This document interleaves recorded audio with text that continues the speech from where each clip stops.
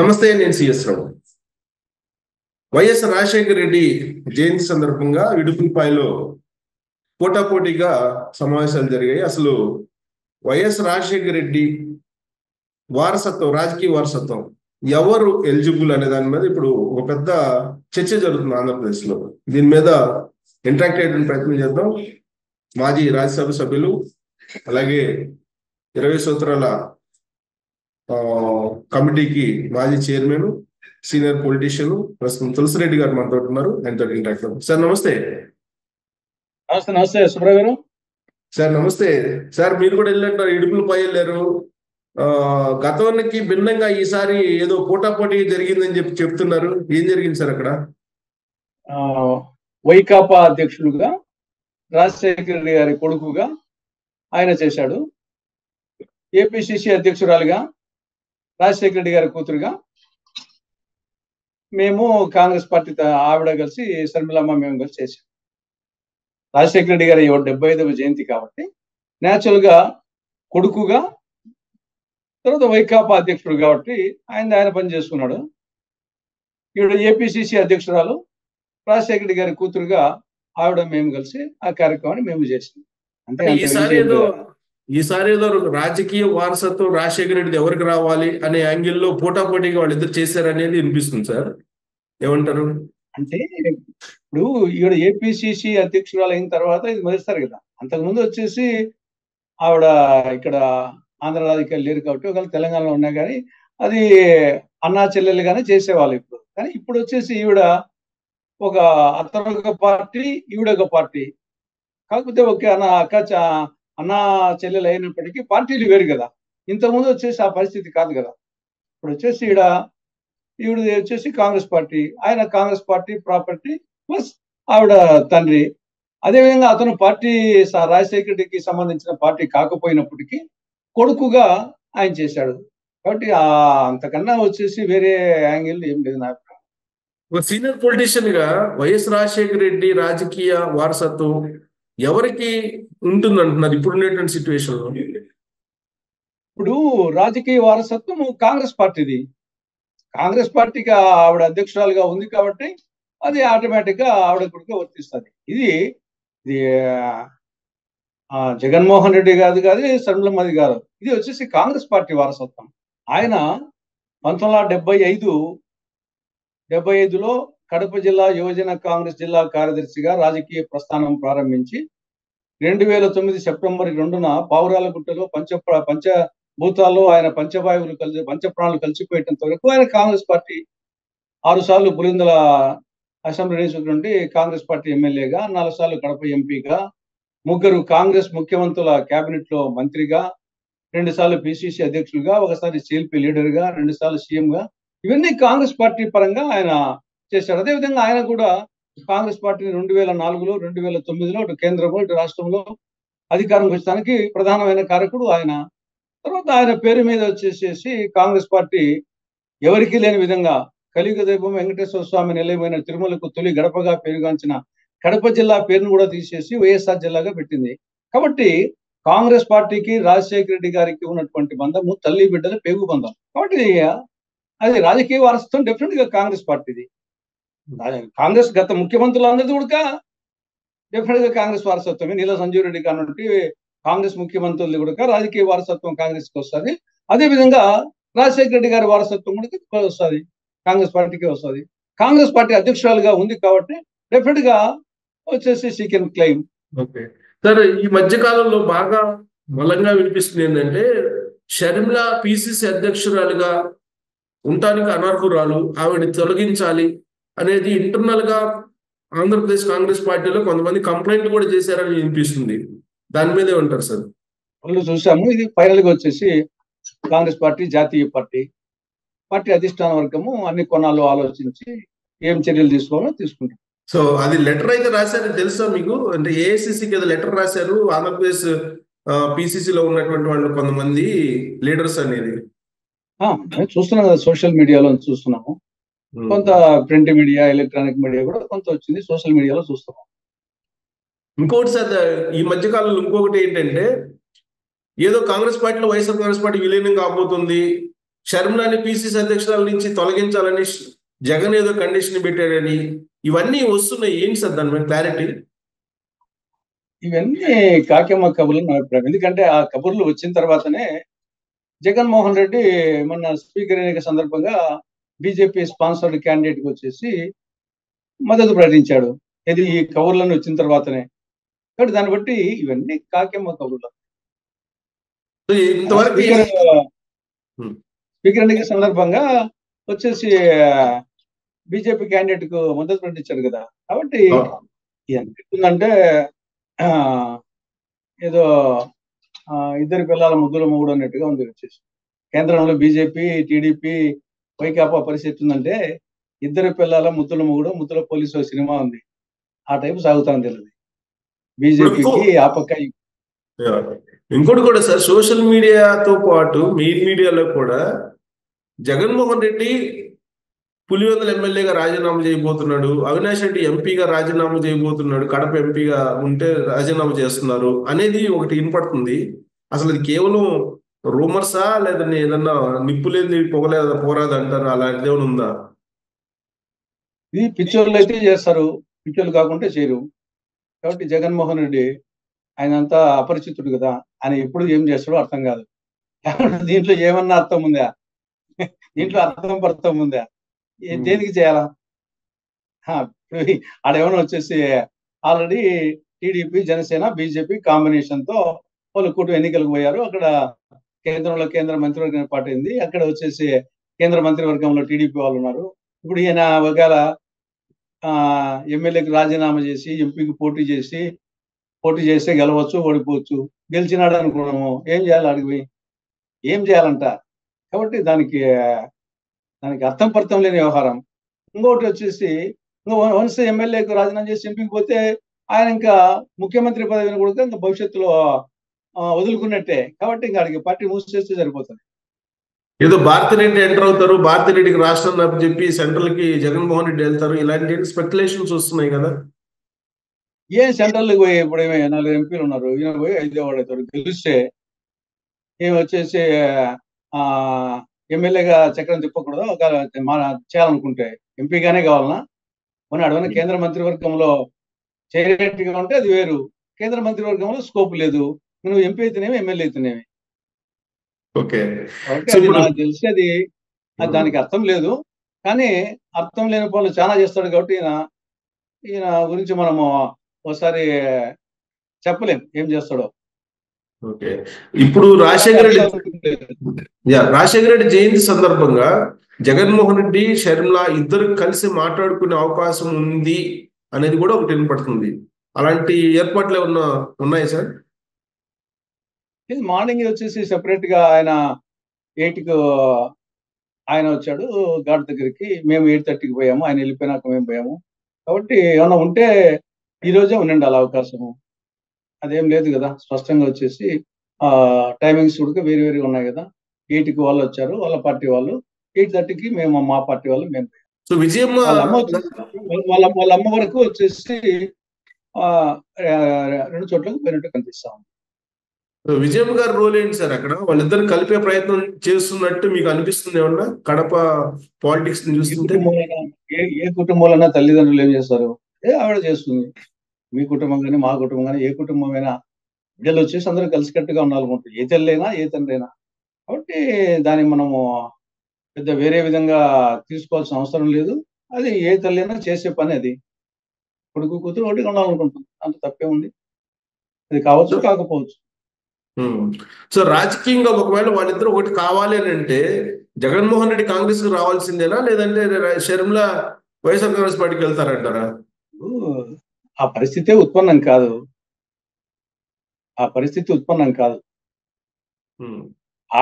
అతనిది ఒక పార్టీ, ఈవిడిది ఒక పార్టీ, మా పార్టీ కాంగ్రెస్ పార్టీ. రాష్ట్రంలో ఉండేది వేరే పార్టీ, అధికారంలో కూటమి ఉంది, కేంద్రంలో వేరే అధికారం ఉంది.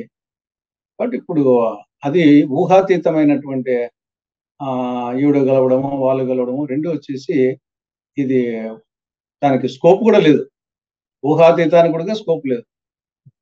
షర్మిల చాలా పెద్ద ఎత్తున ఈసారి జయంతి చేయాలని చెప్పేసి చాలా మంది ఆహ్వానించింది, ఇంక్లూడింగ్ ఢిల్లీ నేతలను కూడా ఆహ్వానించినట్టున్నారు కదా షర్మిల. మరి ఆ స్థాయిలో కనిపించట్లేదు అనే, ఆ స్థాయిలో కనిపిస్తుందా మీకు? అంటే ఇప్పుడు ఆవిడ, నేను ముందే చెప్పినట్లు ఆయన కాంగ్రెస్ పార్టీ రాజకీయ వారసత్వం అయింది. ఆవిడ ఇప్పుడు కాంగ్రెస్ పార్టీలోకి వచ్చిన తర్వాత జరిపే ఫస్ట్ జయంతి. ఆవిడ కాంగ్రెస్ పార్టీలోకి వచ్చిన తర్వాత, ఏపీసీసీ అధ్యక్షురాలు అయిన తర్వాత ఆవిడ ఫస్ట్ జయంతి కాబట్టి న్యాచురల్ గా 75వ జయంతి. యూజువల్ గా వచ్చేసి 25కు, 50కి, 75కు, 100కు కొంత ఎక్కువ ఉంటుంది, ఫోకస్ ఉంటుంది కాబట్టి 75వ జయంతి. కాంగ్రెస్ పార్టీలో చేరిన తర్వాత ఫస్ట్ జయంతి. న్యాచురల్ గా వచ్చేసి ఒక కార్యక్రమం, రాజశేఖర రెడ్డి గొప్ప నాయకుడు కాబట్టి ఇప్పుడు వచ్చేసి ముందు కంటే కొంత ఎక్కువ ఫోకస్ ఉంటుంది డెఫినెట్ గా. ఢిల్లీ నుంచి ఎవరైనా వస్తున్నారా? ఢిల్లీ నుండి మరి ప్రస్తుతానికి వచ్చేసి మాణిక్యం ఠాగూర్ గారు ఆల్రెడీ వచ్చారు. మరి మిగతా వాళ్ళది ఇంకా పూర్తిగా కన్ఫర్మ్ కాలే. మాణిక్యం ఠాగూర్ గారు వచ్చారు, ఏఐసిసి తరఫున మాణిక్యం ఠాగూర్ గారు. సో ఈవెన్ ఢిల్లీ ఇప్పుడు, సరే ఢిల్లీ అయితే మాణిక్య ఠాగూర్ వచ్చారు అనుకుందాం, బట్ ఇక్కడ తెలంగాణ నుంచి మంత్రుల్ని తర్వాత సీఎంని కూడా ఆహ్వానించారు. వాళ్ళు కూడా అక్కడ కనిపించిన పరిస్థితులు కనపట్టలేదు. నాకు తెలిసి ఇప్పుడు కొన్ని సమాజం ప్రకారం రేవంత్ రెడ్డి గారు, బట్టి విక్రమార్క, పొంగులేటి శ్రీనివాసరెడ్డి, పొన్నం ప్రభాకర్, వీళ్ళు, నేను ఎందుకంటే నేరుగా కడప నుండి వచ్చాను, ఎయిర్పోర్ట్ నుండి ఇడికి వచ్చాను. శ్రీధర్ బాబు వీళ్ళు వస్తున్నట్టు నాకు కూడా కరెక్ట్ గా, నేను పూర్తిగా కడప నుండి ఎయిర్పోర్ట్ కి వచ్చేసి షర్మిలమ్మ, నేను అందరం దాంట్లో వచ్చాము. దిగి నేరుగా వచ్చేసి ఇడికి వస్తున్నా కాబట్టి నాకు తెలిసిన ఇన్ఫర్మేషన్ తెలంగాణ నుండి రేవంత్ రెడ్డి గారు, బట్టి విక్రమార్క, పొంగులేటి శ్రీనివాసరెడ్డి, శ్రీధర్ బాబు, పొన్నం ప్రభాకర్ వీళ్ళు వస్తున్నట్టుగా నాకు వచ్చిన ఇన్ఫర్మేషన్. ఈ జయంతి ఉత్సవాల తర్వాత కాంగ్రెస్ పార్టీ మరొక లెవెల్ కి ఆంధ్రప్రదేశ్ లో వెళ్తుంది అని చెప్పి మీరు భావిస్తున్నారా? అంటే ఇది నిరంతర పోరాటం రాజకీయాల్లో, ఇది ఒక రోజుతో పోయేది కాదు, ఇది నిరంతర పోరాటం రాజకీయాల్లో. కాబట్టి ఇప్పుడు మనము చరిత్ర చూస్తే ఒరిస్సా ముఖ్యమంత్రి 24 సంవత్సరాల పాటు ఏకఛత్రాధిపత్యంగా పరిపాలించినటువంటి నవీన్ పట్నాయక్ ఏమైంది మొన్న? మా రాష్ట్ర ప్రభుత్వం రాష్ట్రంలో ప్రభుత్వం పోవడమే కాక ఆయన కూడా ఒక చోట 2 చోట్ల కంటెస్ట్ చేసి ఒక చోట ఓడిపోయినాడు. ఇది ఎవరు? కాబట్టి రాజకీయాల్లో ఓడలు బండ్లు అవుతాయి. కాబట్టి ఇదేదో ఒకసారి గెలుస్తా అనేది పర్మనెంట్ గా ఏమైంది? 2014లో జగన్మోహన్ రెడ్డి ఓడిపోయినాడు. 2019లో కనీ విని ఎరుగని మెజార్టీ వచ్చింది. 2024లో కనీ విని తేడాతో ఓడిపోయినాడు. కాబట్టి ఇదే జయలలిత చూసుకుంటే తమిళనాడులో 96లో జయలలిత ముఖ్యమంత్రిగా ఉండి ఎన్నికలకు పోటీ చేస్తే 234 సీట్లకు జయలలితకు వచ్చింది 4. జయలలిత సొంతంగా ఓడిపోయింది. ఆవిడే ఓడిపోయింది 234కు. ఈడన్నా 175కు జగన్మోహన్ రెడ్డి 11 వచ్చినాయి. ఆడ 234కు జయలలితకు వచ్చింది 4. ఆవిడే ఓడిపోయింది. కానీ మళ్ళీ 2001 కల్లా మళ్ళీ అధికారంకి వచ్చింది. కాబట్టి బీజేపీ 2 సీట్ల నుండి 303కి వచ్చింది. మేము వచ్చేసి 414 సీట్ల నుండి 42 సీట్లు పోయాము. పార్లమెంటులో కాంగ్రెస్ 414 84లో కనీ వినేది ఇంత చరిత్రలో లేదు. కానీ 42కి వచ్చాము మన 2014లో. బీజేపీ 1980లో లింగు లిట్టుకని 2, ఒకటి గుజరాత్ నుండి, ఒకటి తెలంగాణ నుండి. ఆయన తెలంగాణ నుంచి వచ్చిన ఆయన ఉడికి పివి నరసింహరావు ఓడించిన ఆయన రెండిట్లో. కాబట్టి 2 నుండి 303కు. రాజకీయాలు ఇది నిరంతర పోరాటం. ఒకసారి గెలుస్తానే ఏదో ఇంకా పర్మనెంట్ అనుకోవడము, ఒకసారి ఓడిపోతానే మెంబెలిపడము, అసలు నిరంతర పోరాటం ఏదంతే. ఆంధ్రప్రదేశ్ లో స్పేస్ కనిపిస్తూ ఉందా కాంగ్రెస్ పార్టీకి? గత 10 సంవత్సరాలు చెప్పింది ఒరిస్సా, అందుకే ఎగ్జాంపుల్ చెప్పింది. ఒరిస్సాలో బీజేపీ ఇంతవరకు అధికారంలోకి రాలేదు కదా. అంతకుముందు కాంగ్రెస్ పార్టీ ఉన్నది. తర్వాత వచ్చేసి నా 24 సంవత్సరాలుగా వచ్చేసి నవీన్ పట్నాయక్ ఏకఛత్రాధిపత్యంగా. కానీ బీజేపీ అధికారంలోకి వచ్చింది. 21 ఎంపీ సీట్లకు 20 వచ్చినాయి. కాబట్టి ఇవన్నీ కాంగ్రెస్ పార్టీ 2014 వరకు కాంగ్రెస్ పార్టీ కదా ఈ రాష్ట్రంలో, ఉమ్మడి ఆంధ్రప్రదేశ్ లో. 2004లో నుండి 2014 వరకు 10 సంవత్సరాల పాటు కాంగ్రెస్ పార్టీ అధికారం ఉన్నది. అంతకుముందు ఎక్కువ రోజులు పరిపాలించిన పార్టీ. నెహ్రూ కుటుంబానికి, ఇందిరాగాంధీ గారికి ఇది కంచుకోట లాంటిది. 42కు 41 ఎంపీ సీట్లు ఎమర్జెన్సీ తర్వాత 77 ఎన్నికలు జరిగితే దేశమంతా ఒకటైపు పోతే ఆంధ్రప్రదేశ్, కర్ణాటక ఒకటైపు వచ్చినాయి, 42కు 41. కాబట్టి ఇన్హెరెంట్ గానే కాంగ్రెస్ పార్టీ ఆంధ్రప్రదేశ్ లో, అది ఆ కుటుంబానికి, కాంగ్రెస్ పార్టీకి ఒక ఇన్హెరెంట్ గానే బలమైన పార్టీ కాంగ్రెస్ పార్టీ. డెఫినెట్ గా వచ్చేసి చూసాం కదా 2014లో ఏదో ఆ రోజు రాష్ట్ర విభజన జరిగిన నేపథ్యంలో కొంత సమైక్యాంధ్రకు ఆల్మోస్ట్ నవ్యాంధ్ర వాళ్ళందరూ సమైక్యాంధ్ర కోరుకున్నారు కాబట్టి ఆ కోపంతో ఆ నేపథ్యంలో చంద్రబాబు నాయుడు జగన్ ఎవరు బెటర్ అనుకొని చంద్రబాబు నాయుడు వేశారు. 2019లో జగన్ వచ్చేసి ఏదో రాజశేఖర పేరు చెప్పుకొని నాకు ఒకసారి ఇవ్వండి అంటే ఇచ్చారు. 2024లో యాక్చువల్ గా మాకు మంచి వాతావరణం ఉన్నది. కాకపోతే ఏమంటే జగన్ను దించాలనేది ప్రయారిటీ అయిపోయింది. ప్రజలకు వచ్చేసి ఎవరో రావాలనే దానికంటే జగన్ను దించాలా, ఇది రాక్షస రాజ్యం అయిపోయింది, రౌడీ రాజ్యం అయిపోయింది. అతన్ని దించాలి అంటే ప్రత్యామ్నాయంగా ఎవరున్నారని ఆలోచించినప్పుడు కొంత కూటమి బలంగా కనపడి ప్రతిపక్ష అది ప్రభుత్వ వ్యతిరేక ఓటు చీల్తే మళ్ళా అతను ఏడొస్తాడు అని భయంతో మాకు ఇవ్వాల్సిన ఓటు కూడా ఆ పక్క ఉన్నది. లేకుంటే వచ్చేసి మాకు ఈ ఎన్నికల్లో చాలా మంచి కంజీనియల్ అట్మాస్ఫియర్ ఉండేది. దానికి తోడు డబ్బు ఎవరు కాదన్నా అవునన్నా డబ్బు ప్రభావం విపరీతంగా ఉంది. అటు టీడీపీ కూటమి వాళ్ళు కోట్లు ఖర్చు పెట్టారు, అటు వైకాపా వాళ్ళు ఖర్చు పెట్టారు. మేము వచ్చేసి మా పరిస్థితి ఓన్లీ మన ఎన్నికల ఎక్స్పెండిచర్ పెట్టుకున్న దానికి కూడా మా దగ్గర లేక ఇబ్బంది పడినాము. కాబట్టి ఈడ ఒకటి డబ్బు లేకపోవడం ఒకటి, రెండవది ప్రభుత్వ వ్యతిరేక ఓటు చీల్తే మళ్ళా జగన్ ఆడొస్తాడు అనే ఒక భయంతో ప్రభుత్వ వ్యతిరేక ఓటు మాకు వేయాలనుకున్న వాళ్ళు కూడా టీడీపీ కూటమికి వేశారు. అందువల్ల రాలేకపోయాం. కాబట్టి రేపు వచ్చే ఎన్నికలకు ఆ భ్రమలు కూడా తొలగిపోతాయి. ఈయన సూపర్ 6 ఇంప్లిమెంట్ ఏ మేరకు చూస్తాడో చూడాలా. కేంద్రంలో మంత్రివర్గంలో భాగస్వామ్యం ఉంది. ఈ ప్రత్యేక హోదా ప్రత్యేక హోదా మొన్న కూడా చంద్రబాబు నాయుడు ఢిల్లీ పోయినప్పుడు ఆ వినతి పత్రంలో ప్రత్యేక హోదా ప్రస్తావనే లేదు. దాని గురించి అంత భయపడే వాళ్ళు వీళ్ళు ఏమి సాధిస్తారు వచ్చేసి. కాబట్టి వాదిగుడుగా చూసిన తర్వాత ఏమైనా ముస్లిడైనా బసిరెడ్డి మేలని చెప్పేసి మళ్ళీ కాంగ్రెస్ మేలనే అభిప్రాయంకు ఈ ఎన్నికల్లో వచ్చింది. నెక్స్ట్ ఎలక్షన్లకు వస్తుంది. కానీ మేము దాన్ని ఎన్కాష్ చేసుకునే స్థాయికి మేము ఎదగాల, సంస్థాగతంగా బలపడాలా. కాబట్టి అన్ని విధాలా వచ్చేసి ఆటోమేటిక్ గా వస్తాయనుకుంటే కుదరదు. దానికి తగ్గట్టుగా మేము వచ్చేసి క్యాండిడేట్ సెలక్షన్ కింద కానీ క్షేత్రస్థాయిలో పోవడం కానీ అన్ని విధాలుగా మేము కూడా కృషి చేయాలా.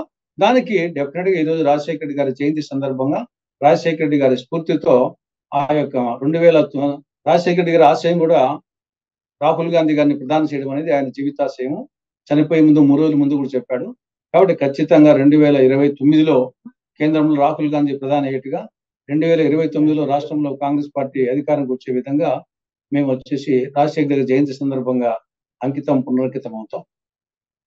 రాహుల్ గాంధీ కొంతమందికి మాజీ మంత్రులు ఫోన్ చేశారు పూర్వపు కాంగ్రెస్ పార్టీలో వాళ్ళకి, వాళ్ళు కాంగ్రెస్ పార్టీలో చేరే అవకాశం ఉంది అంటున్నారు. నిజమేనా? రాహుల్ గాంధీ ఫోన్ చేసి డైరెక్ట్ గా ఆయనే అప్రోచ్ అవుతున్నారా?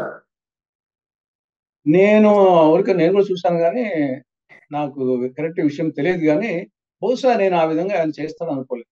ఆయన ఆ విధంగా చేసినట్టు అనుకోవడం ఆయన వీళ్ళంతకీ లోగాల అప్రోచ్ అంటే ఆలోచిద్దాం అనుకుంటాడు కానీ ఆయనంతగా ఆయన ఫోన్ చేసింటాడు అనేది నేను నమ్మడం లేదు. సో ప్రత్యేకమైనటువంటి వ్యూహం ఏమైనా ఉందా కాంగ్రెస్ పార్టీకి బలోపేతం కావడానికి, లేదంటే డ్యూ కోర్స్ లో ఇలా వెళ్ళిపోవడమేనా? లేదు, ఇది ఇంకా ప్రత్యేక హోదా అనేది మాది ప్రత్యేక అంశం వచ్చేసి చట్టమే. మాకు ఏ విభజన చట్టం అయితే రాష్ట్ర విభజన జరిగిందో, ఏ విభజన చట్టం అయితే కాంగ్రెస్ రాష్ట్రంలో దెబ్బతినిందో ఆ విభజన చట్టమే మళ్ళా మాకు వచ్చేసి ఆశాకిరణం. కాబట్టి ప్రత్యేక హోదా, రాయలసీమకు ఉత్తరాంధ్రకు స్పెషల్ డెవలప్మెంట్ ప్యాకేజ్ బుందేల్ఖండ్ మిగతా విభజన చట్టంలో 108 సెక్షన్లు 13 షెడ్యూళ్ల కింద దాదాపు 5 లక్షల కోట్ల రూపాయలు విలువ చేసే ప్రయోజనాలు ఇవ్వాలా. కడప జిల్లాలో స్టీల్ ప్లాంట్, దుగ్గరాజపట్నం ఓడరేవు, పోలవరం ప్రాజెక్టు పూర్తి చేయడము, Visakha railway zone, Visakha metro, Vijayawada metro, Visakha Chennai industrial corridor. కాబట్టి ఇవన్నీ గత 10 సంవత్సరాలుగా అపరిష్కృత అంశాలే. ఇవన్నీ కేంద్రమే చేయాలా. బీజేపీ ఏమో ఇవి ముగిసిన అధ్యాయం అంటుంది. ప్రాంతీయ పార్టీలకు ఆ శక్తి లేదు. ఇది ఇవ్వగలిగే పార్టీ ఒక కాంగ్రెస్ పార్టీనే. కాబట్టి ఖచ్చితంగా దీన్ని మేము నిరంతరం ప్రజలు తీసుకొని పోతాం. కానీ అట్ ది సేమ్ టైం సంస్థాగతంగా మేము బలపడాలా. స్థానిక సమస్యల మీద కూడా మేము వచ్చేసి నిరంతరము పోరాటం చేయాలి. ఇది ఎందుకంటే బహుళ పార్టీ సిస్టమ్ వచ్చింది కాబట్టి, ఇది 2 పార్టీ సిస్టమ్ ఉన్నప్పుడైతే వేరు, ఆ పార్టీ కాకుండా ఈ పార్టీ, ఈ పార్టీ కాకుండా ఆ పార్టీ వేస్తారు.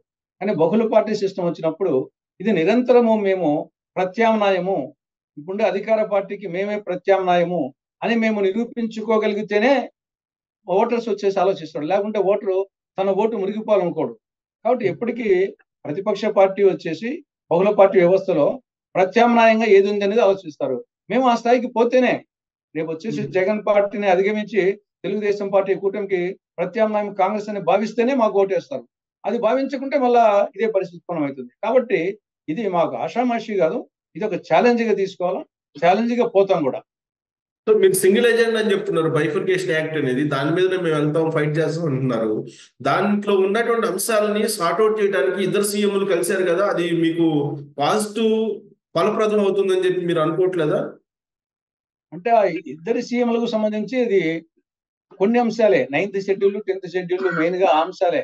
మిగతా చట్టంలోని అంశాలన్నీ నేను ముందు చెప్పినట్టని కేంద్రం చేయాల్సినట్టే.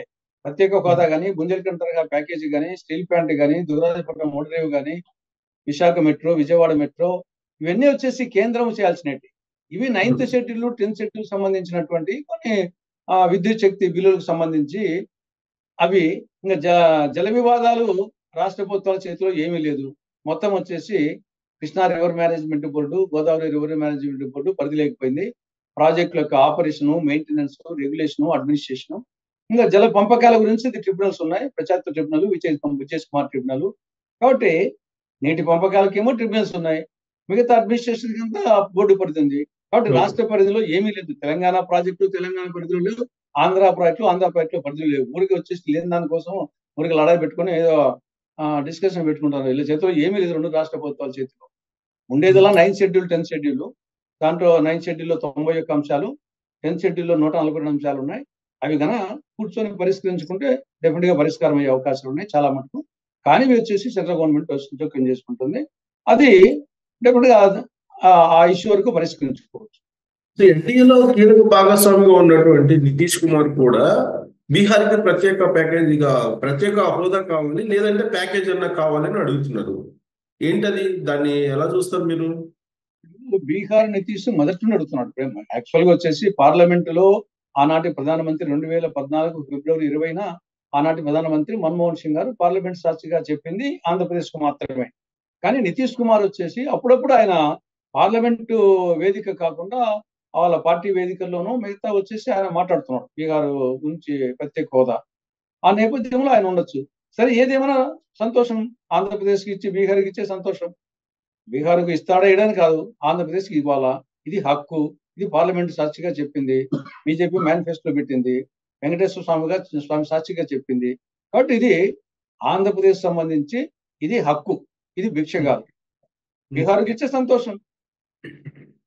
పార్లమెంట్ లో రాహుల్ గాంధీ పిల్ల వ్యవహారంగా ఉందని చెప్పి నరేంద్ర మోడీ అంటున్నారు. ఆయన ఆధ్వర్యంలో ఉన్న కాంగ్రెస్ పార్టీ బలపడుతుంది అంటారా మరి?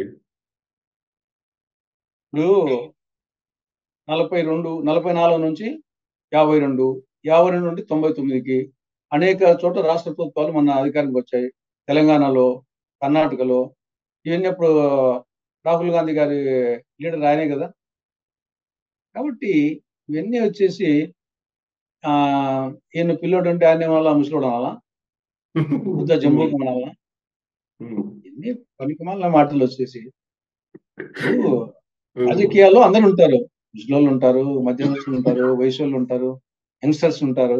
అన్ని నవరసాలు కలిస్తేనే రాజకీయం వచ్చేసి, వయసులు కూడా. కాబట్టి అంటే ఇంకా రాహుల్ గాంధీ కూడా ఇప్పుడే మరి చిన్న వయసు ఏం కాదు కదా, 54 సంవత్సరాలు పాటు. కాబట్టి 50 దాటిపోయింది. ఇప్పటికీ ఒక మెచ్యూరిటీ. అనేక సార్లు పార్లమెంట్ మెంబర్ అయ్యాడు, జోడో యాత్ర చేశాడు, ప్రజల దగ్గరికి పోయినాడు, నిరంతరం ప్రజా సమస్యల మీద తెలుసుకుంటున్నాడు. మన పార్లమెంట్ లో చూసాం కదా, విశ్వరూపం ప్రదర్శించాడు. దాన్ని విజయచేష్టలు అంటారా, లేకుంటే విశ్వరూప ప్రదర్శన అంటారా? మోడీకి ఎన్ని నీళ్ళ గ్లాసులు తాగాడు. మధ్యంతర ఎన్నికలు వస్తాయి అనేది మీ పార్టీలో కొంతమంది అంటున్నారు, ఢిల్లీ నేతలు. నిజమేనా? మధ్యంతర ఎన్నికలు ఎక్స్పెక్ట్ చేస్తున్నారా? అది నాకు తెలిసి 4 రాష్ట్రాలు ఎన్నికలు ఉన్నాయి కదా, మహారాష్ట్ర, జార్ఖండ్, హర్యానా, జమ్మూ కాశ్మీర్. ఈ 4 రాష్ట్రాల ఫలితాలు బీజేపీకి ప్రతికూలంగా వస్తే 100% ప్రభుత్వం పడిపోతుంది. అక్కడ అంత ప్రతికూలంగా రాకుండా వయా మీడియాగాను అనుకూలంగా వస్తే పడిపోతుంది. ఆడ ప్రతికూల ఫలితాలు వస్తే 100%. ఎందుకంటే తుమ్మితే గుడిపోయే ముక్కది. ఆ పక్క ఈ పక్క ఊతకర్రల మీద ఆధారపడింది. మ్యాజిక్ ఫిగర్ 272 రావాలా, వాళ్ళకు ఉండేది 240నే. కాబట్టి ఇంకా 32 కావాలా. కాబట్టి దానికి ఒకవైపు టీడీపీ, ఒకవైపు జేడీయూ, ఇలా 16, 12, 28. మిగతా ఏక్నాథ్ సిండేది ఒక 7, రామ్విలాస్ పాస్వాన్ వాళ్ళ పార్టీ ఒక 5 ఉన్నాయి. కాబట్టి ఇవన్నీ ఎవరు ఆల్రెడీ జేడీయూ అనేక అంశాల మీద ఈ యొక్క ప్రత్యేక హోదా విషయం కానీ, లేకుంటే బీసీ జనగణ విషయం కానీ, తర్వాత అనేక విషయాల్లో జేడీయూ సిద్ధాంతపరంగానే విధానపరంగానే ఇదే వ్యతిరేకత తెలుపుతా ఉంది.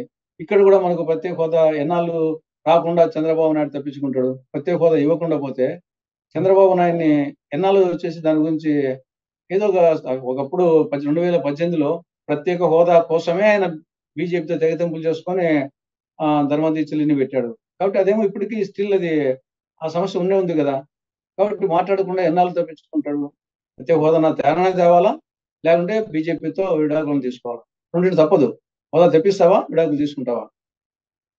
కాబట్టి స్మృతి ముఖ్యం కాబట్టి దెర్ ఆర్ ఛాన్సెస్. అందులో బీజేపీలోనే మోడీ మీద ముందు ఉన్నంత భయము కానీ, ముందున్నంత భరోసా కానీ లేదు.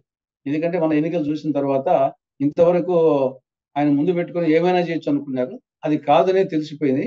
ఉత్తరప్రదేశ్ వచ్చేసి ఎస్పెషల్లీ అయోధ్య ఇష్యూ, ఫైజాబాద్ లోనే ఓడిపోవడము, దానికి తోడు ఈవెన్ ఆర్ఎస్ఎస్ లో కూడా నరేంద్ర మోడీ పట్ల అంత సుముఖత లేదు. కాబట్టి నేను చెప్పినట్టు ఆ 4 రాష్ట్రాల ఎన్నికల ఫలితాలు దాని తర్వాత ఉంటుంది సమాసం అంతా. ఫైనల్ గా తులసిరెడ్డి గారు, డిసెంబర్ తర్వాత జనంలోకి వెళ్ళడానికి జగన్మోహన్ రెడ్డి రెడీ అవుతున్నాడని చెప్పి ఆయనే చెప్పాడు. షర్మిల కూడా సేమ్ అలానే ప్లాన్ చేస్తున్నారా? ఏమంటారు ప్రజలకు పోయేదానిక? డెఫినెట్ గా వచ్చేసి మరి జగన్ పోతాడో లేదో మాకు తెలియదు, కానీ మేము మాత్రం పోతాం. ప్రజల్లోకి వచ్చేసి నిరంతరము ప్రజా సమస్యల మీద, ప్రజాక్షేత్రంలోనే ఐసా పైసా తెలుసుకుంటాం, కేంద్ర రాష్ట్ర ప్రభుత్వాల వైఫల్యాల మీదనే.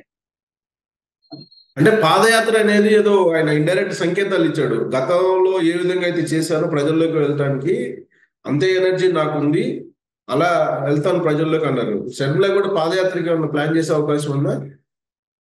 ఇప్పుడు ప్రజల దగ్గరికి పోయేదానికి వివిధ రూపాలు ఉంటాయి. దాంట్లో పాదయాత్ర అనేది ఒకటి, తర్వాత రకరకాల వచ్చేసి ఒక భారీ బహిరంగ సభలు ఒకటి, తర్వాత ఇప్పుడు మనం మీడియా ద్వారా ఒకటి, దాంట్లో electronic media, print media, social media, assembly వేదిక, పార్లమెంట్ వేదిక, పాదయాత్రలు, బస్సు యాత్రలు, సైకిల్ యాత్రలు, రకరకాలైన రామారావు లాంటి చైతన్య యాత్రలు. కాబట్టి ఇది ప్రజలను ప్రభావితం చేసి సమస్యలు తెలుసుకునేదానికి, ప్రజలను చైతన్యపరచడానికి రకరకాల మార్గాల్లో అప్పటికప్పుడు ఏది ఏ మార్గం అవకాశం ఉంటే ఆ మార్గము. దాంట్లో పాదయాత్రనే సర్వరోగ నివారణ అనుకుంటే నవీన్ పట్నాయక్ పాదయాత్ర ఏం చేయలే, జయలలిత పాదయాత్ర చేయలే, కరుణానిధి పాదయాత్ర చేయలే, కాబట్టి వీళ్ళందరూ జ్యోతివాసం పాదయాత్ర చేయలే. పాదయాత్రే అన్నిటికీ అధికారం తెస్తుంది ఏం కాదు కదా. వచ్చేసి ఏమి లేకుండా ఉండేవాళ్ళు దశాబ్దాలు చేశారు ముఖ్యమంత్రిగా. సో కొత్త వాళ్ళు ఏమన్నా చేస్తున్నారా ఇవాళ? ఆ విషయం నాకు తెలియదు. నేను ఇంకా పార్టీ ఆఫీస్కి పోలేదు, అక్కడికి పోలేదు, కాబట్టి ఆ విషయాలు నా దృష్టికి ఏం రాలేదు ఇప్పటివరకు. Right sir, thank you very much Tulasireddy గారు.